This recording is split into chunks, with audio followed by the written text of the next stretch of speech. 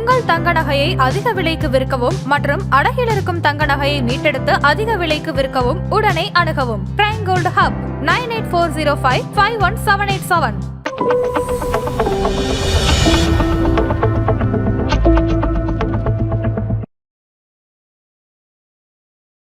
ஆதன் நேயர்களுக்கு வணக்கம். இது பிரைம் கோல்ட் வழங்கும் கோல்ட் டைம். அடகு வைத்த தங்க நகையை மீட்க முடியலையா? வட்டிக்கு மேல வட்டி கூடிக்கிட்டே போகுதா? இதுக்கு போய் கவலையா? உங்களுக்கு கை கொடுக்க காத்திருக்கு பிரைம் கோல்ட். அன்றைய நாளுக்கான உங்கள் தங்கத்திற்கு பணம். அடகிற்கு கொடுக்க வேண்டிய பணத்தை கழித்து விட்டு மீதி பணம் உங்களுக்கு. இன்னும் ஏன் யோசிக்கிறீங்க? இப்பவே பிரைம் கோல்ட் கால் பண்ணுங்க. இது பிரைம் கோல்ட் வழங்கும் கோல்ட் டைம். இன்றைக்கு நவம்பர் 19ஆம் தேதி தங்கம் மற்றும் வெள்ளியினுடைய விலை என்ன, அதனை பாதிக்கும் காரணங்கள் என்ன, வரப்போற நாட்கள்ல தங்கம் மற்றும் வெள்ளியினுடைய விலை எப்படி போக போகுது, இது எல்லாத்தையும் பத்தி தான் இந்த வீடியோல பார்க்க போறோம். இது பிரைம் கோல்ட் வழங்கும் கோல்ட் டைம். இன்றைக்கு MCX தங்கம் டிசம்பர் ஃபியூச்சர்ஸ்ல 10 கிராமுக்கு 1,26,640 ரூபாய்க்கு ட்ரேட் ஆகிட்டு இருக்கு.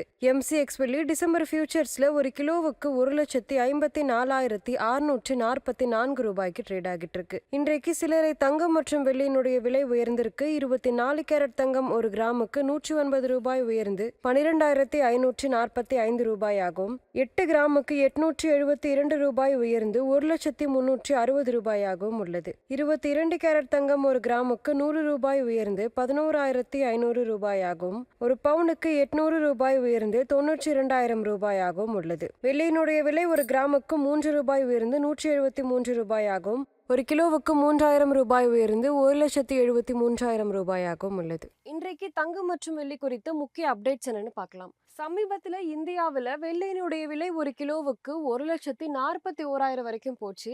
இது எல்லாத்துக்குமே காரணம் வெள்ளிக்கு தொடர்ந்து இண்டஸ்ட்ரியல் டிமாண்ட் இருக்கிறதுனாலையும் நெக்ஸ்ட் பண்டிகை சீசன் வர்றதுனாலையுமே வெள்ளிக்கான தேவை ரொம்பவே அதிகமாக இருந்தது. இதனால வெள்ளியினுடைய விலை ரொம்பவே உயர்ந்திருந்துச்சு.